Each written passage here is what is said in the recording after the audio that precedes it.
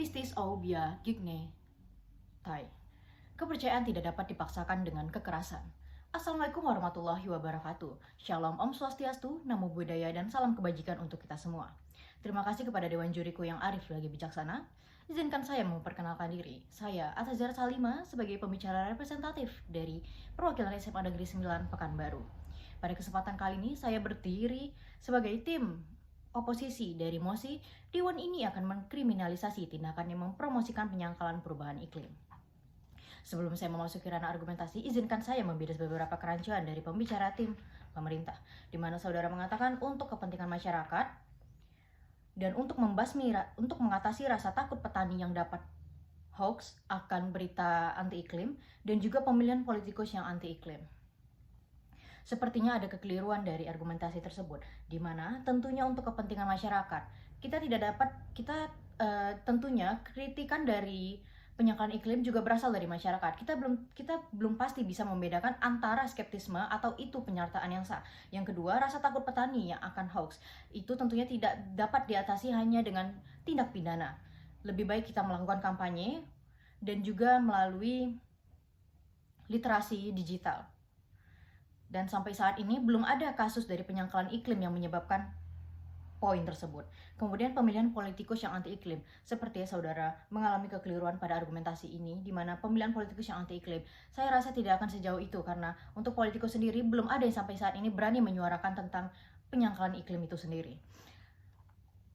Baik, saya akan memasuki definisi dari MOSI tersebut, di mana mengkriminalisasi berarti menjadikan suatu tindakan sebagai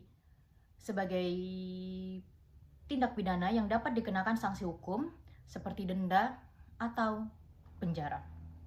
Kemudian tindakan yang mempromosikan penyangkalan perubahan iklim mengacu pada upaya menyalurkan informasi atau opini secara publik yang menyatakan bahwa perubahan iklim tidak nyata, tidak disebabkan oleh manusia, atau tidak berdampak signifikan, baik melalui media, pendidikan, politik, dan platform digital.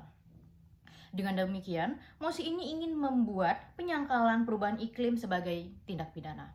Saya sebagai tim kontra, kami menolak MOSI ini dengan tegas karena mengkriminalisasikan opini atau pandangan. Betapapun keliru atau merugikannya, menimbulkan lebih banyak kerugian terhadap kebebasan sipil dan ruang demokrasi daripada manfaatnya sendiri.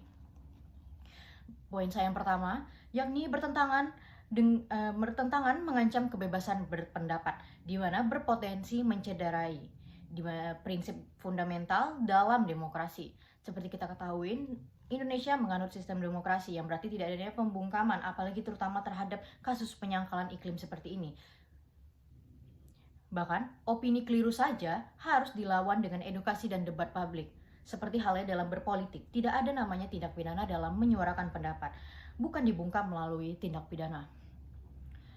Menurut data Amnesty International 2021, menyebutkan bahwa kriminalisasi opini merupakan termasuk denialisme sejarah atau sains. Itu sendiri bertentangan dengan sains itu sendiri. Poin saya yang kedua, yakni sulit menetapkan batasan antara ekspresi sah dan tindakan kriminal, di mana promosi penyangkalan iklim secara aktif, mana yang hanya keraguan atau skeptisisme atau interpretasi ilmiah alternatif. Jadi di sini masih abu-abu antara apakah itu benar promosi penyangkalan atau hanya sekedar opini semata. Contoh konkret, jika seseorang berkata, "Saya tidak yakin perubahan iklim hanya disebabkan manusia." Apakah itu langsung diskriminalisasikan? Padahal dalam dunia akademik sendiri, diskusi tentang kompleksitas penyebab iklim masih berlangsung. Yang berarti itu masih bisa diatasi dengan diskusi atau debat secara publik. Poin saya yang ketiga, yakni penanggulangan lebih efektif lewat edukasi, bukan pemidanaan. Dalam hal kasus seperti ini tentunya lebih mengutamakan untuk lewat edukasi daripada pemidanaan, karena Indonesia sendiri rakyatnya masih butuh banyak edukasi. Pemidanaan justru menciptakan martir kompleks dan memperkuat narasi anti-sains bahwa mereka dihukum karena kebenaran. Faktanya, di Jerman dan Kanada, pendekatan mereka melakukan pendekatan secara counter naratif dan kurikulum sains diperkuat, yang berarti tanpa tindak pidana. Justru hasilnya tingkat kepercayaan publik pada sains justru meningkat tanpa adanya ancaman pidana. Justru itu lebih efektif, dan itu contoh dari negara yang sudah maju sendiri. Maka Indonesia yang negara berkembang seharusnya tidak melakukan tindak pidana yang akan hal berhubungan dengan sains seperti itu.